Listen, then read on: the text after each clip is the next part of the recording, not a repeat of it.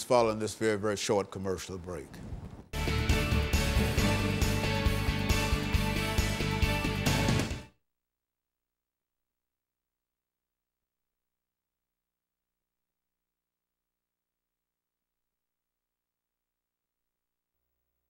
Probably would have killed himself too. I think so. I think so. If he had a chance, you know, later on. You know, I mean, how can you kill 17 folks and live? Yes. You know, really. I mean, if you have a chance to sort of get out of that, but that's a terrible thing. I mean, it's. Okay, but we're ready, yeah. Okay. Yeah, because I know when you talk about despair and all those, I mean, it adds a different dimension, a psychological thing in terms of what we're talking about, and I really appreciate that, to talk about some of the things.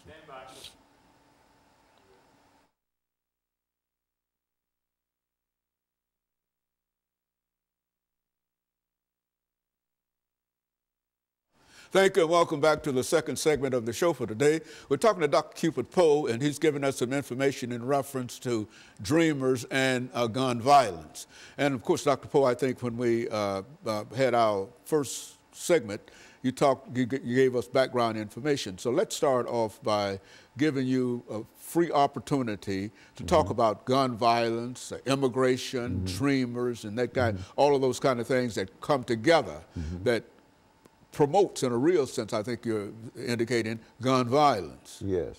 Now, I want to just give make some comments about despair. Now, despair is a condition that probably affects more the subconscious than the conscious, even though there are manifestations in the conscious mind of a person who's in a condition of despair. Now, despair is defined as a sense of hopelessness, helplessness, worthlessness, and oftentimes if a person is in a condition of despair, they'll have an urge to take their own life and or an urge to take the life of somebody else.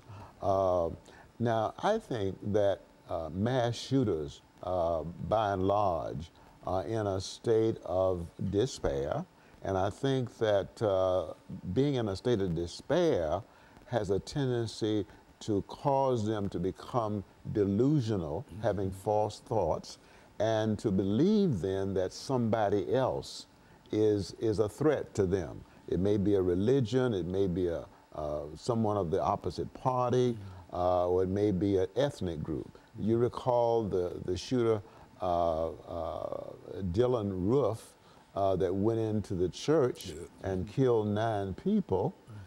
His delusion was that he felt that Afro-Americans were taking over the country, and therefore his effort was to kill in order to prevent that from happening. As I was about to say, that despair may manifest itself, for example, as addiction. It may manifest itself as violent fantasies. I recall that Nicholas Cruz bragged about having guns, bragged about shooting up the school, bragged about killing animals, and the couple that took him in knew he had an AR-15, but they also believed that he wasn't a violent kind of person. So I believe that Cruz eventually would have committed suicide. And I want to say that if a person is in a condition of despair, they are more likely to be primarily suicidal, much more than homicidal. Except when the delusion kicked in, that they feel threatened, then they are likely to become homicidal. To eliminate the threat that they feel. To eliminate the threat. To eliminate the threat. That makes sense. By the way, psychosis is one manifestation of despair. People who are psychotic oftentimes hear voices. They feel threatened by those voices, or they may also see things, and they also will manifest bizarre or unusual behavior. so there are many manifestations of despair. Now, one other manifestation is rage and bitterness. People who are in a condition of despair are often bitter, and they have trouble controlling their anger. So I want to make those points quite clear, that in a condition of despair, a person is more often suicidal than homicidal. You know, and of course, Dr. Poe, I see where gun violence can fit into what we're talking about here, because these are the folks that become so overcome with despair that, as you indicated, that they're suicidal. Yes. And they don't mind if you're going to take your own life. Yes. Another life does not matter at all to you. Yes. Is that what we're saying? Yes. Well, now, Dr. Poe, if we think in terms of despair and people who are caught up from a psychological point of view in reference to despair, then the argument that this was a mental problem, not a gun problem. Now deal with that, because because I think that when we talk about, and especially when we talk about trying to put limitations upon the ownership of guns and et cetera, a lot of folks say that it's not the gun problem, it's a mental problem. Right. And being in a state of despair brings about a mental problem. So would you say that Cruz was affected not with a mental problem, but the access that he had to guns made it very possible for him to do what he did? Well, I think it's a combination of both. Okay. He obviously had some mental health issues, okay? But it's also, he also should not have been able to purchase an AR-15, okay? An automatic weapon, and plus the fact that he had quite a bit of ammunition on him. So he should not have been able to purchase that gun with the history of some mental health issues. So I think it's a combination of both, not just mental illness, but also a combination of access to guns. And so, and that's why it's so disheartening that the Florida legislature would vote against a ban on assault weapons. Out of all things, and that seems to be mean to be an easy vote, because there are not many things that you can use an assault weapon for. And an AR-15. Yes. I mean, why? I mean, that's almost like you destroy a tank almost with something like that. And, Yes. And to have that, speak to that. Well, I think that part of the problem has been recognized, and that is, I think the NRA donated about $30 million to Trump's re-election campaign. 216. 216? Yeah. 216 million? Million to, yeah, oh, really? That's right. Really? That's how much, really? yeah. Wow. Yeah. And also, and so I think that the NRA has a kind of a chokehold on the Congress, and so on a lot of their representatives as well as the senators. And so I think that was the reason why the Florida legislature refused to vote to ban or even to take up the issue of assault weapons. Okay, and of course we're going to take our second commercial break, and we'll be back with our audience, excuse me, following this very, very short commercial break.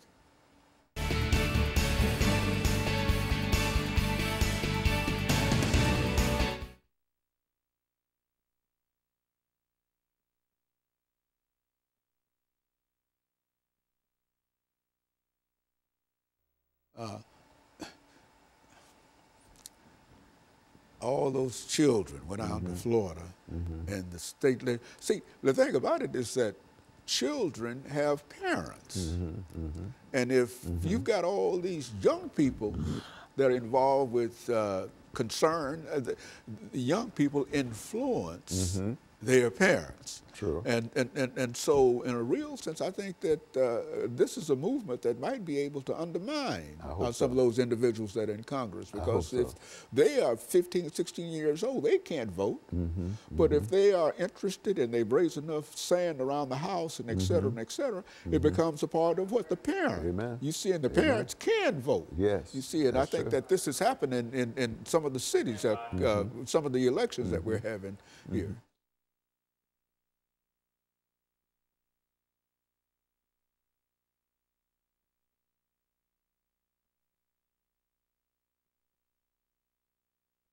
Thank you and welcome back to the final segment of the show for today. We're talking to Dr. CPoe, and he's talking about dreamers and guns. And of course, Dr. Poe, let's see if we can pick up during this final segment dealing with the efforts to try to deal with all of the guns that we have, either from a mental point of view or from a psychological point of view, however you wish to deal with it. Now, I understand that there were about 42,000 suicides in 2016. But usually the suicide rate is lower than the homicide rate. And so I believe that there's a relationship between despair and gun violence. So there are a whole lot of people who are victimized as a result of homicide as well as suicide, because oftentimes people who kill themselves leave a legacy of self-blame on the surviving family members. Oftentimes the family members ask the question, I wonder if I could have avoided it. I wonder if I could have prevented it. So of course now that is also true of homicides. The incidence of gun violence, gun-related violence is very, very high in our society. And so we need to do something about guns. We need to make people who have a history of mental illness not able to purchase guns. We need to enact legislation which will make people who have a criminal background not able to purchase guns, because the violence that's committed in this country, both on the suicide level as well as on the homicide level, is just staggering. And it's all connected with the availability of guns. Absolutely. You see, and the power of all of these guns. Yes. It seems that there's so much opposition, and people talk about the Second Amendment to the Constitution and that you must have a gun and et cetera. But I don't think this, well, you know, I've got some views in reference to the Second Amendment, but I don't think the Second Amendment would allow you to take a gun to a college classroom, you know, after having been in a college classroom yourself. You know how threatening it would be to be able to teach a group of students, and knowing that any one of the 30 or 35 that you might have might be armed. You see, but I think that, as a matter of fact, I think Tennessee is talking about the personal carry arm. Yes, that's true. And I think the NRA's position is that everybody ought to have a weapon. Okay, unfortunately, that's their position. I want to say a word about dreamers. I think it's very sad that the Congress and or the president can't come up with a pathway to citizenship without tying in to billions of dollars for the border wall. Border wall. I also think that, I also am informed that they want to end the chain migration thing. And so it's really sad. It's very sad and very disheartening to recognize that the Congress and or the president can't find a way to allow these persons a path to citizenship. Especially that chain migration Yes. idea that you talked about. I think this is the idea that will allow a person who is here to reach back to another country and bring one of his or her family members there. Absolutely. And that's the way immigration has worked all along. I mean, we put a name to it now, calling it chain migration and relationship migration and et cetera. But that was a standard way that immigration was carried out. A person who will leave a country, arrive in the United States of America, establishes himself or herself, can now look back over and bring, and from the very early beginning of immigration to the United States of America, it has been that system. And now we want to change that? Yes, yes, yes. These people were brought over as children, in many cases, due to no fault of their own, brought over by their parents who were undocumented. And so to send them back to their country of origin, most of them have no relationship at all to the country of origin. It's just cruel. Well, now, it's just cruel. Yeah, well, now, I would think in terms of African Americans in this country. You know, we became citizens after the 13th and the 14th Amendment gave us citizenship. But now, how would it be to any of us to think now that somebody would come and say, well, you know, you're in the United States of America, but we're going to send you back to your country. If everybody went back to his or her country, then the only people that would be around here would be people who are native to the United States of America. And so I think that that's a very, very important consideration that we have to understand where people came from. We all came from somewhere. That's true. And we're here now, and now we want to build the wall to keep people out, drop the ability for them to bring their relatives, and then who are we going to bring here to this country? True, true. Well, it seems as if maybe Trump would like to allow people from Norway to come in, okay? And of course that suggests that there may be a racial bias it's obvious that there's a racial bias in there. And let me also go back to gun violence just a moment. People in a condition of despair are most likely to crave attention, okay? And I think that Nicholas Cruz did in fact say things and do things to crave attention. As a matter of fact, I'm convinced that he would eventually commit suicide because when a girl broke up with him that he was seeing, he started cutting himself, okay? And oftentimes we see that in females and males who've been severely abused early on in life. They have a cutting addiction. They tend to cut themselves. That's all psychological thing. Yes, yes. I mean, yes. I mean, but it's like if you're in a condition of despair, you just want to hurt yourself and or you want to hurt other people. I mean, because of the bitterness, because of the anger, because of the rage. So I think he would have eventually taken himself out. He would have eventually committed suicide if he wasn't arrested. And so in a real sense, we have a real problem in this country, Dr. Poe, in terms of trying to, and this is the problem of recent origin, too, because this immigration has never been a real problem in terms of the United States of America, and now it's something where people are trying to send people out and raise fences and not allow people to bring their relatives, close relatives. These were very, very close relatives, mothers, fathers, and sisters and brothers, and et cetera. And so I think that it's that kind of idea that is very, very, it's not America. It's not America, because America has been open, and each group that comes here has a place here. And so, well, yeah, anyway,